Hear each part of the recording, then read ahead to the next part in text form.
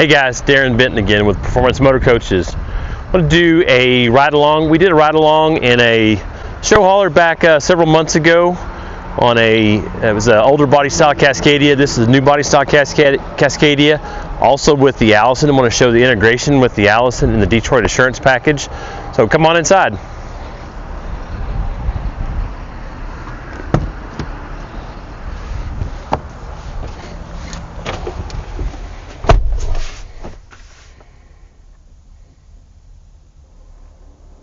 Okay, we're inside.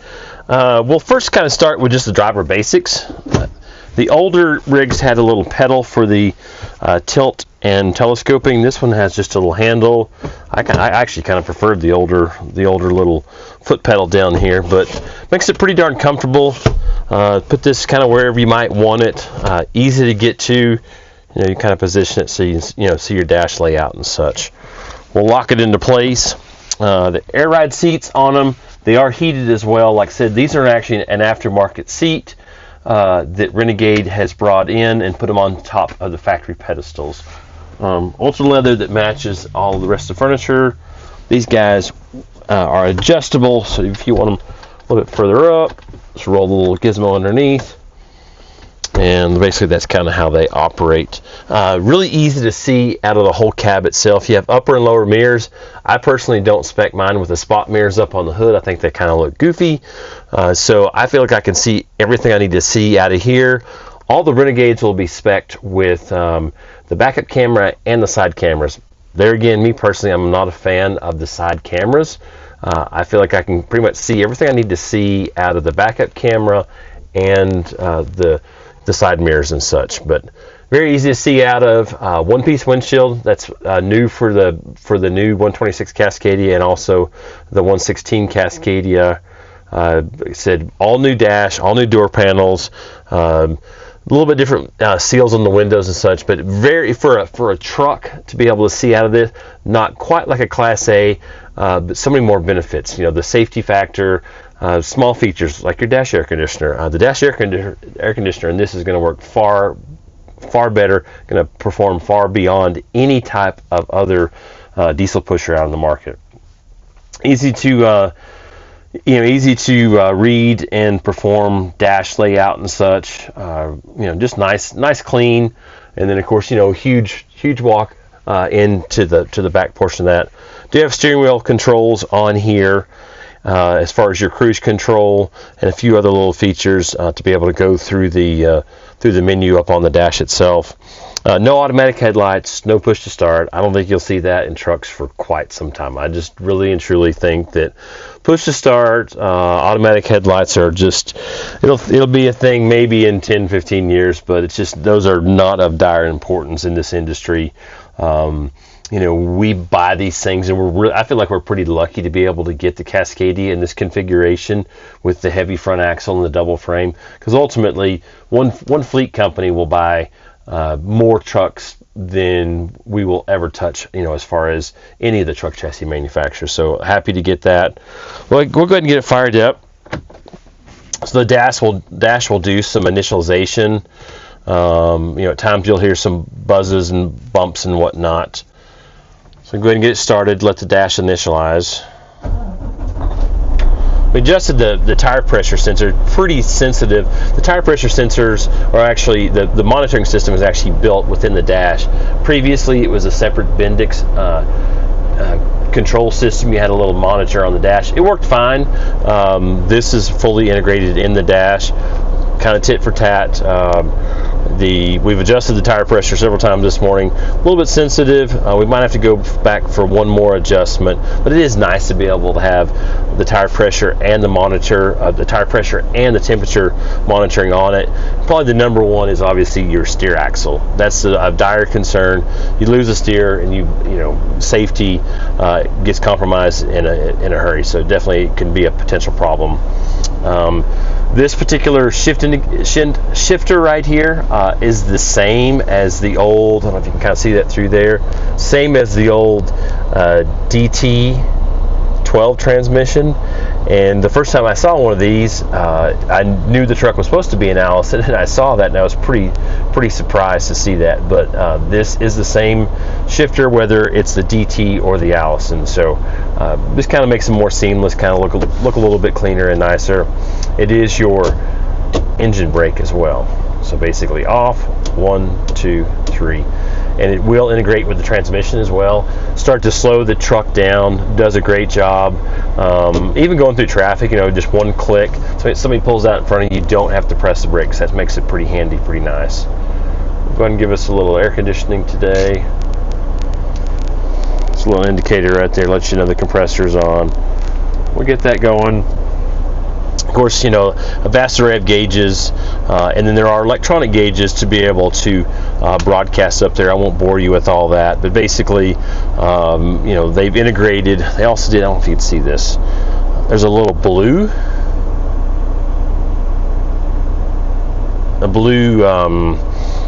little indicator there for your depth, instead of just having little dots or bubbles. That'll give you a clear-cut idea of how much diesel exhaust fluid you have there. Makes it kind of a little bit nicer and such.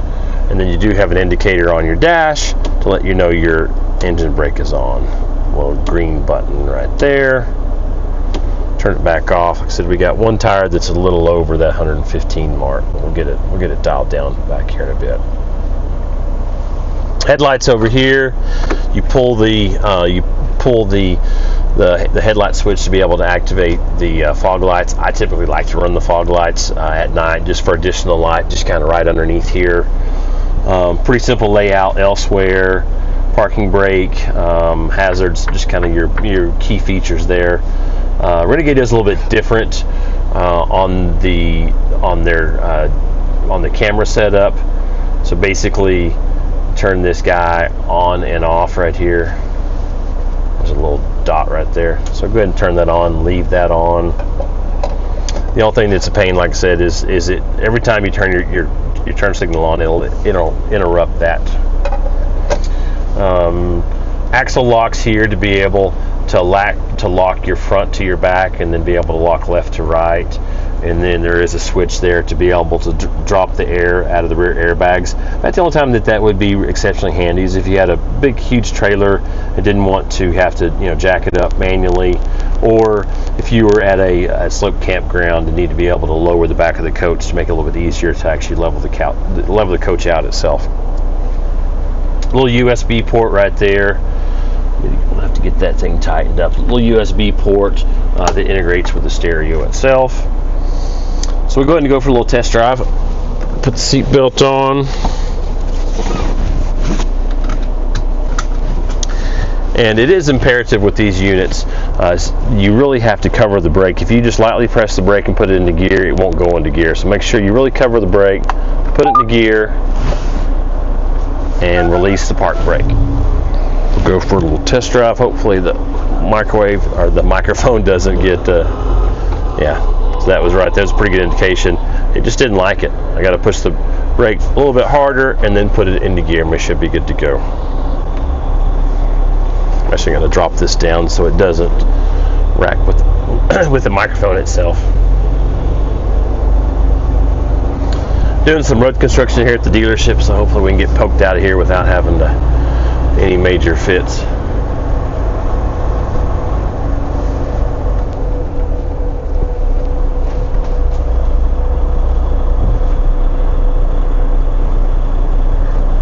Hopefully it won't clip the curb on the way out. Might have to get these construction guys to move a cone.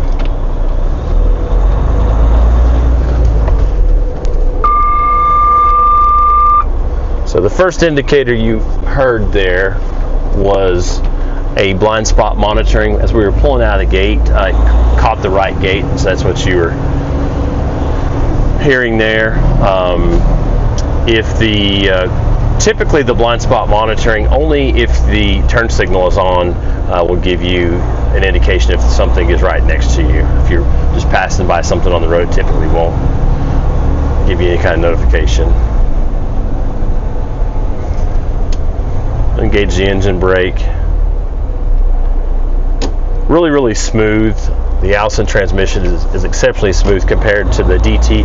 DT is definitely a far cry, or definitely different from the previous Ultra shifts of the past. A lot smoother. Relatively quiet. So this is the DD16, 15.6 liters. That's just the turn signal making racket right there. We'll get out flat ground here, and then I'll give it all I can. You know, for a 45,000 pound machine, it really performs pretty darn well. There's 45 miles an hour right there on the access road. That was my lane departure warning. I deviated from the lane. I typically turn that off. There's a little switch on the dash. I was happy to see that with the new Detroit Assurance package, you cannot get these things without the lane departure warning, but you can turn that off. So if you're in traffic, you don't want that buzzing, that constant buzzing if you are jumping over any kind of painted lines. So we're entering the highway about 60 miles an hour right here. About like driving a 3/4 ton truck. I get people all the time that say, what's it like to drive these things? And I say exceptionally easy. It's pretty effortless. Like I said, the fact that you can see down both sides, even though we're 45 foot in length, I feel like I can see everything I need to see, especially with the backup camera. So we got a little distance warning that popped up on the dash, and essentially that lets me know the car that's out in front of me is going considerably slower than I am. It gives me just an audible warning. Now, if you actually had the cruise control engaged, it's going to do all the work for you. It'll pull back throttle and such. I'll go ahead and get out around the side of this guy. We'll get going. I mean, there's 70. Like I said, very effortless to be able to drive. When we drove it in over the weekend, it was, unfortunately, it was 75, 85, incredibly easy. It was so incredibly easy to drive. And in the past, we've driven some four-wheel drives, we've driven some other chassis, and some of the M2s. And while those trucks perform great, they don't perform anything like the Cascadia does, in my opinion.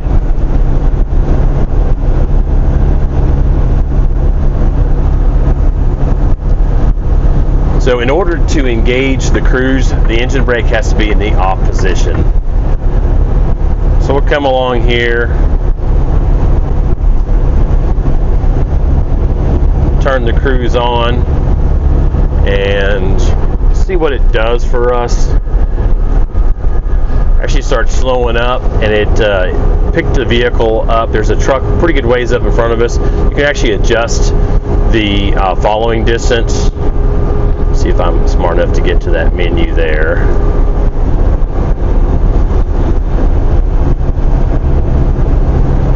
Okay. So it says driving assistance, 66 miles per hour, 354 feet between me and the vehicle out in front of me. And then there is a, right now we're set at 3.5 seconds of distance between the vehicle out in front of me, or between us and the vehicle out in front. You can decrease that distance to 2.3 seconds, but right now it's set at the maximum at 3.5. I didn't have this to do anything quirky to me. In the past, I think probably anybody that's had adaptive cruise has had an instance where the road curved and it picked up something and it engaged the adaptive cruise, started slowing the vehicle down. This unit will, in fact, I'm going to slow it down a little bit. We're running 75 into town. This unit will first decrease the throttle, then it will actually activate your engine brake, start to downshift, and if need be, it'll actually activate the foot brake. Pretty wild. It's happened to me twice, and they were both in road construction, and I was turning around, and it was pretty impressive. It shut down in a heartbeat, so it was pretty wild to experience that. Nothing too terribly scary, but you were just, it definitely caught your attention.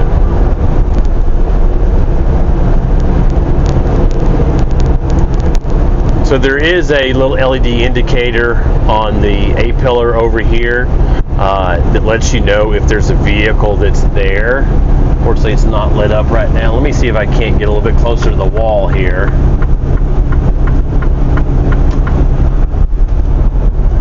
If there was a vehicle there, it would actually be lit up. Maybe it'll pick up this sign here. No, just not. Nobody's really in the way, but we'll just kind of continue the test drive a little bit.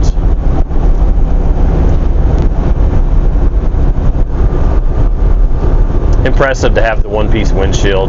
Cost-wise, I can't imagine that being too terribly expensive. That's always been another hesitation for the diesel pushers, is those windshields are so costly, $2,000 and $3,000, and sometimes very, very difficult to get. The fact that the Cascadia has been out, this particular body style has been out for close to 2 years. There's a ton of Cascadias out on the highway. Very easy to obtain windshields. Not have to seek far and wide for one of those. We got another warning. I don't have the cruise engaged right now. I'm going to go ahead and set the cruise, and then I'll increase my speed. However, it won't allow me just because of the distance of the vehicle out in front of me. So I'll go ahead and get near the lane, and whenever it senses there's not a vehicle out in front of me, it will start accelerating pretty rapidly. There's 75 right there. I'm trying to get to the point where I have a vehicle next to me to be able to show you what I'm talking about. So we get up here and maybe you'll see what I'm talking about. Pull up on this vehicle here. Yep, so that gives you a little indication there's a vehicle right there. As soon as I turn my turn signal on, it basically says you're making a mistake, give you an audible warning, and then it'll flash red there to let you know you cannot switch lanes. That's the only thing that's a little annoying. Like I said, it is the warning if you are just driving off your foot feet and there's a vehicle that's running slower in front of you. I'm typically super safety conscious, and so I'm kind of the opposite. I will typically drive by foot feet out on the highway just in case somebody darts out in front of me. I feel like I can react faster than I can just by lifting my foot off the accelerator. However, when I was going through towns, I would typically run my cruise just not to have to hear that audible warning to let me know I was going too fast or faster in comparison to the vehicle out in front of me.